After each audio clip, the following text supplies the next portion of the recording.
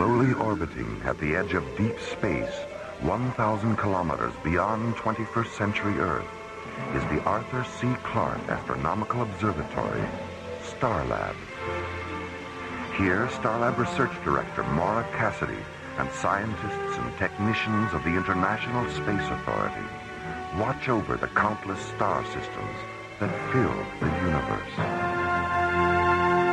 This week, Maura Cassidy and Space Exploration Team Captains John Graydon and Buddy Griff encounter the phantoms of Tamerlane and experience a dream within a dream on Alien Worlds.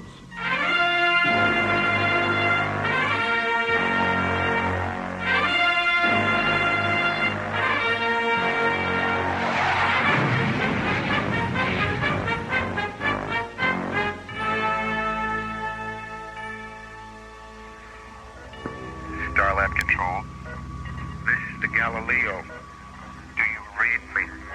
This is Starlab. I read you, Galileo. What's your situation, Captain Egan? Where are you? We're 200 kilometers out at Vector 205. And this isn't Captain Egan. It's Lieutenant Becker. Egan's dead. Lieutenant Becker, this is Dr. Cassidy. What happened to Captain Egan? He died in the maelstrom, Dr. Cassidy. A whirlpool in the universe. Captain Egan fell into it and drowned in the stars. He's either tripped out on something or he's in shock. Lieutenant Becker, what's the condition of your crew? Sleeping. They fell asleep on Tamerlane. They're still dreaming. Call the short-range vehicle hangar, Jerry, and order a couple of tugs out to tow him in. Right. And all my days are trances, and all my nightly dreams are where thy dark eye glances, and where thy footstep gleams, in what ethereal trances.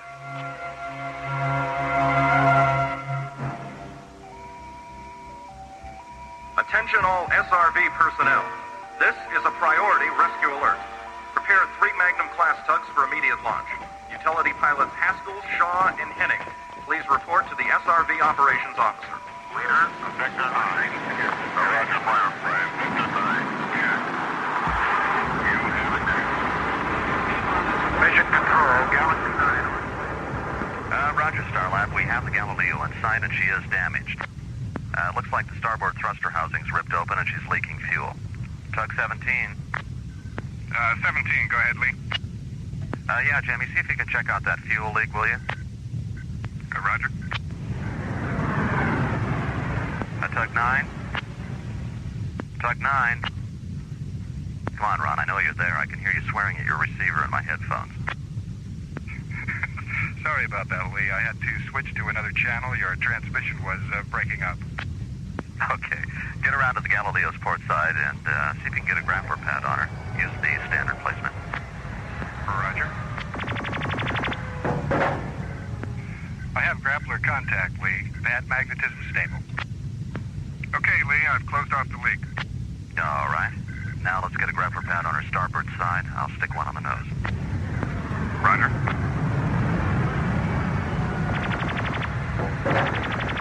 Okay, you guys, let's haul her in.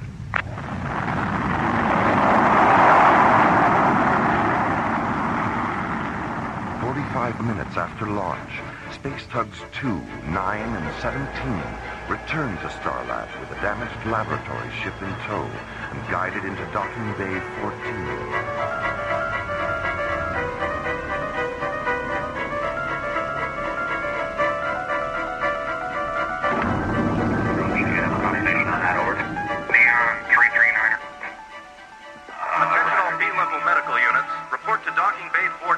Stand by for incoming casualties.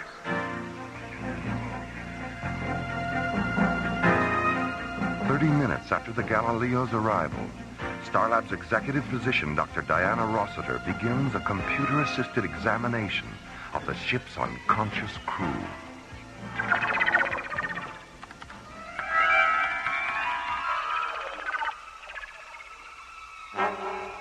Three hours later, Starlab's Mycroft computer completes its analysis of the examination. Look at the waveform patterns here on screen 3. These are the electroencephalograms of the Galileo's crew. You notice anything unusual? It looks like the same EEG repeated 10 times. That's right. And not only are their EEGs identical, they all have the same pulse rate, temperature, respiration, and dream state eye rhythms. Really? I don't know what happened to them, Maura. But they're all dreaming the same dream.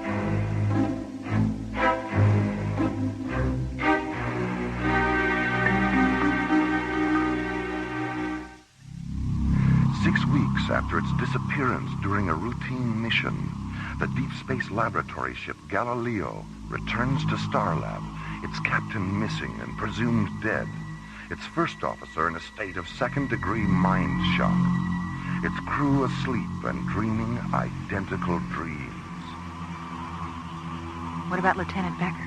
He talked off and on during his examination, but he was getting so anxious I thought it best to sedate him for a while. Diane, did you record what he said during the examination? Maddie's making a copy of the tape now. You want to hear it? Mm-hmm. Have her send it up to my quarters. I'll listen to it when John and Buddy get here.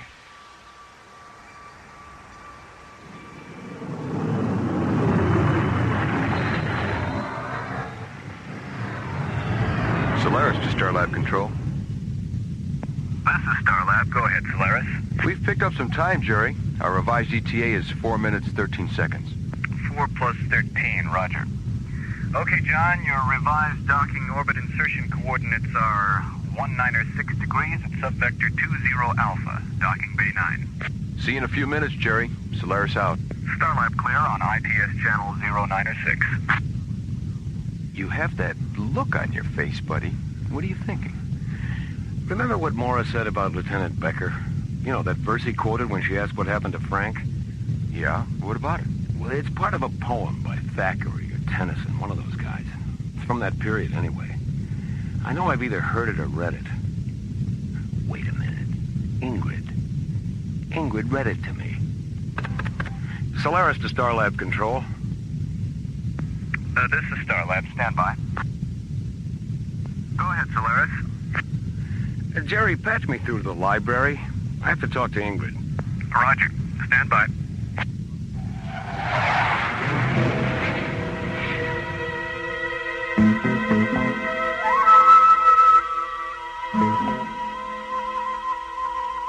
And all my days are trances, and all my nightly dreams are where thy dark eye glances, and where thy footstep gleams, in what ethereal dances, by what eternal streams. That's it. What's it from, Ingrid? It's the last verse of a poem called To One in Paradise by Edgar Allan Poe. And that isn't Lieutenant Becker's only reference to Poe. Buddy, play back the last part of Dr. Rossiter's tape again. Okay. They're almost finished, Lieutenant. Now look into the light. No, it was dark. It was always dark. Mm-hmm. Then Captain Egan wanted to explore, so we went out in the crawler. I see. Now the other eye, Lieutenant. The whirlpool started. I got scared and I jumped out of the crawler, and it was swallowed up in the maelstrom. I didn't mean to leave him there.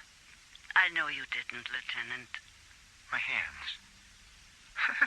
When I look at my hands, I see sand. Grains of golden sand.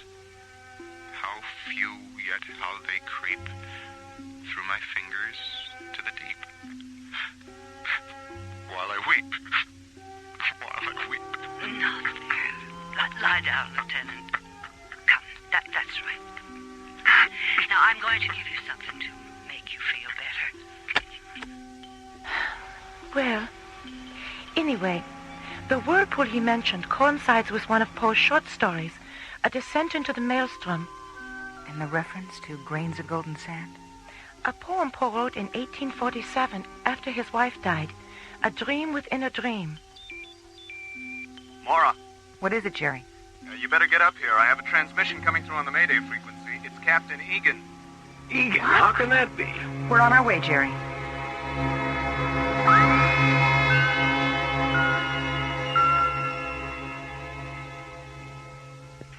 I'm on Tamerlane, somewhere in the Ursa Minor system. The exact coordinates are on the Galileo's flight recorder. What about the whirlpool, Captain? An illusion, a dream, like everything else around here. What's your situation now, Frank? Well, the batteries here in the crawler are about gone, so this will have to be my last transmission. And I have rations for 2, maybe 3 days. Get me out of here, buddy. I don't think I can... Captain Egan? Captain Egan? Ah, that's it. We've lost him. Ingrid, is Tamerlane connected to Poe? It's one of his most famous poems. What's it about? Love, life, death, rebirth, the entire spectrum of physical and mystical experience. Call Docking Bay 14, Jerry. Tell Simon to disconnect the Galileo's flight recorder and take it to the Solaris. Okay. Ingrid, go back to the library and pull everything you have on Edgar Allan Poe. Hard copies, sleep tapes, microcards, everything. Then meet us at the Solaris. Am I going with you? You certainly are. But why? Because what happened to the Galileo might happen to us. And since this whole incident is somehow connected to Poe, what you know about his work might be our only protection. Okay, let's get busy. At 13:30 hours, 40 minutes after receiving Captain Egan's transmission, Maura and Ingrid entered Docking Bay 9 and joined John and Buddy aboard the Solaris.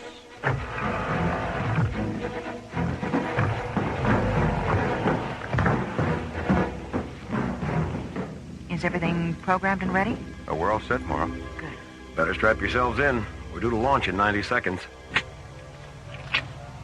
Ready? Let's go. Okay, buddy, let's run it down. Exterior hatches and fuel bay doors. Pressurized and locked. Environmental control systems. Green across the board. ECS backup terminals. In phase and programmed for zero-time emergency interlock. Microwave antenna function. Positive. Digital auto guidance and inertial gyro integration. Auto guidance in phase. Gyro integration at 0-3 seconds. Tank pressure. Maximum 1 through 6. Cancel the ignition safety terminal. Positive function on IST lockout.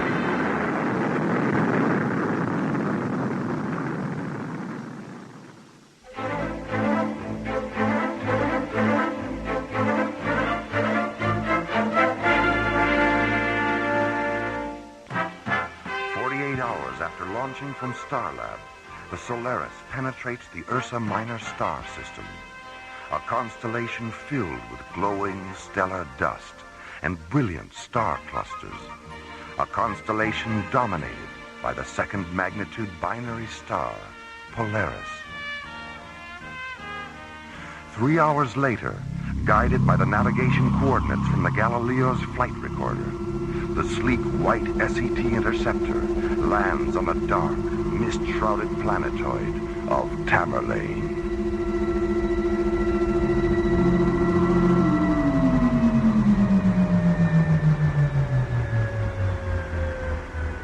Open the visual scanner ports, buddy. Let's have a look at this place. Okay. There's nothing but mist and shadows. Can you move a little to the right, Buddy? I can't see the screen from back here. Oh, yeah, sorry. How's that? That's fine. It looks like the landscape in the fall of the House of Usher. Wait a minute. What's that in the corner of the screen? It's a cat. Yeah. A black cat. It's... Wait a minute. What happened? Where'd it go? It's gone. Was it really there? It's gone. Maybe it wasn't really there. It had to be there. Oh, Buddy, I'm so sleepy. We all saw it, didn't we? Where's Frank? Oh, we have to find Frank. Go to sleep. Do go to sleep. We can't go to sleep. Don't go to sleep.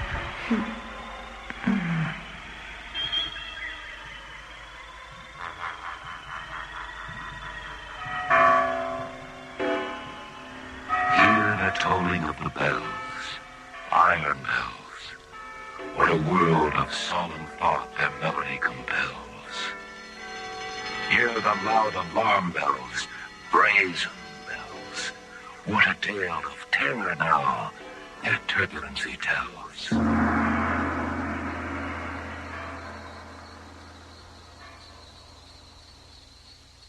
In there, Fortunato.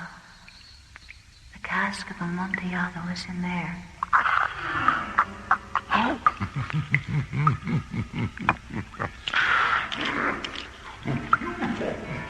For the love of God! I forced the last stone into position and plastered it up. Against the new masonry, I re-erected the old rampart of bones. For half a century, no mortal has disturbed them. Rest in peace, Fortunato. Requiescat in pace.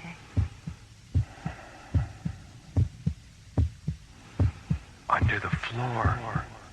He's hidden the old man's body under the floor. Louder. Louder. I admit it. Tear up the planks. Stop the beating of his hideous heart.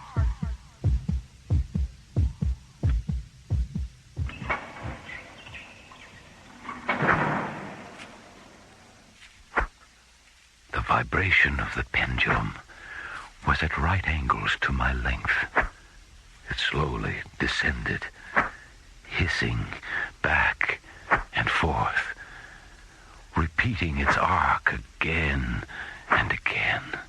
As the shades of evening drew on, within view of the melancholy house of Usher. And the raven, never flitting, still sitting, on the pallid bust of Pallas, just above my chamber door, and his eyes have all the seeing of the demons that is dreaming. How shall the burial rite be read? The solemn song be sung?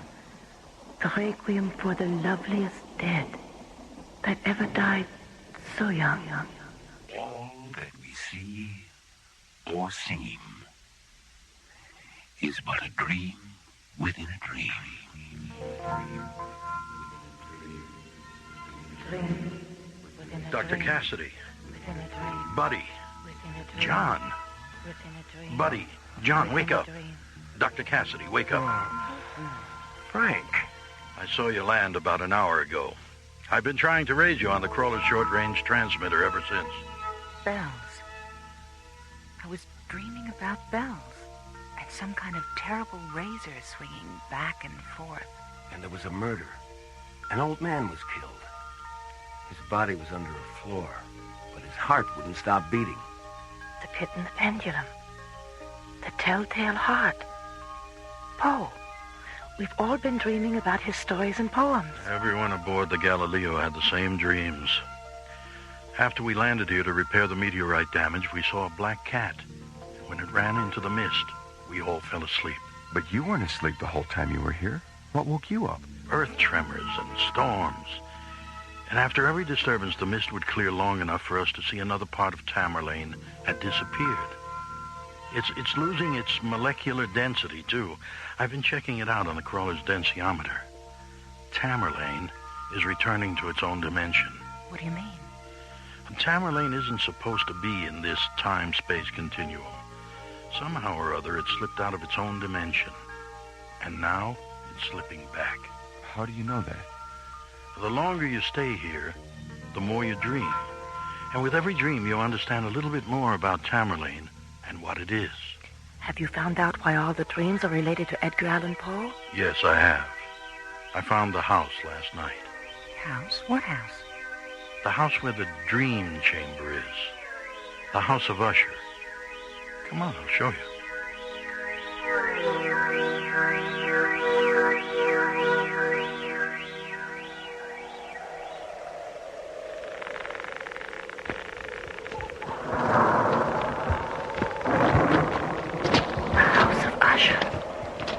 Just the way I imagined it. Looks haunted to me. Come on, let's get this over with before Tamerlane drops out from under us. Take my hand, buddy.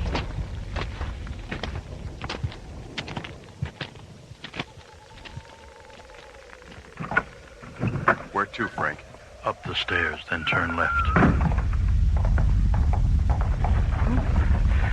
It's freezing in here. Help me with the door, John.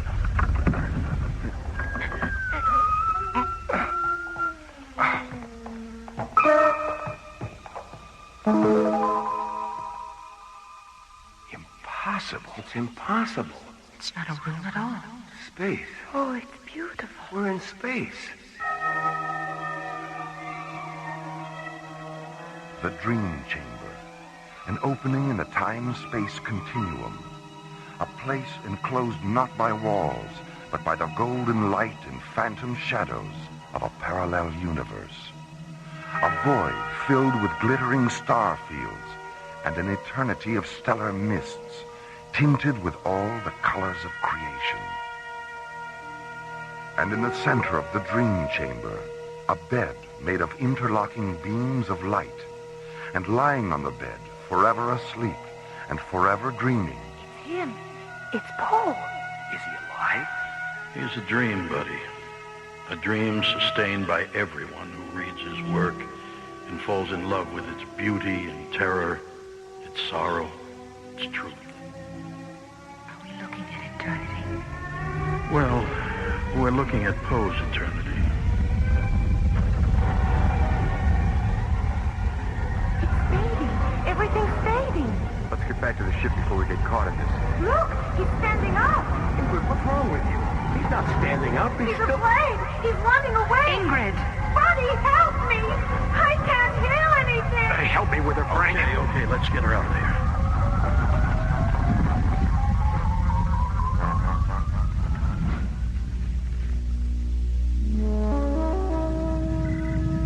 All right, Maura. Thanks for letting me know. I'll notify Starlab and tell them you're on your way in.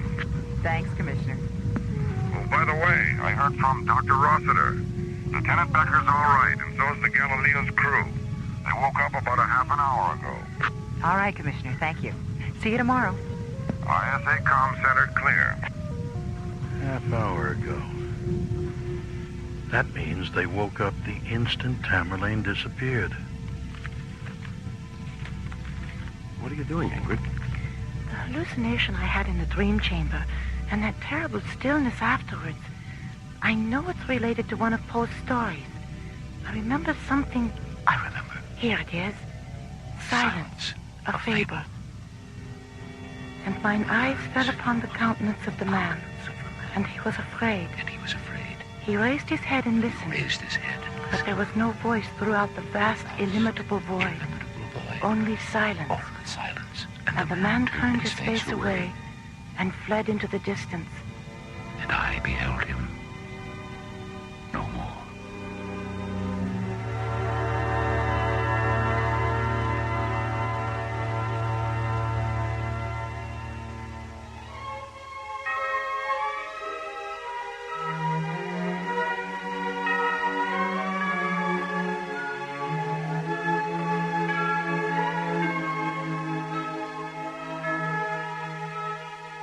A Dream Within a Dream was written by Ron Thompson and starred Linda Gary, Chuck Olson, Bruce Philip Miller, Corey Burton, and the Watermark Players, with special guest stars Francis Bay, Clark Warren, Mel Wells, Jack Angel, and Marilyn Schreffler.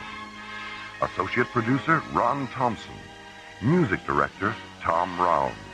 Engineer Stu Jacobs. Technical consultant Peter Sky. Assistant to the producer Jim Cook. Alien Worlds was created, produced, and directed by Lee Hansen. And so, until next week, this is Roger Dressler inviting you to join us for the adventure of the Parallax Deception from the elsewhere and elsewhen of Alien Worlds.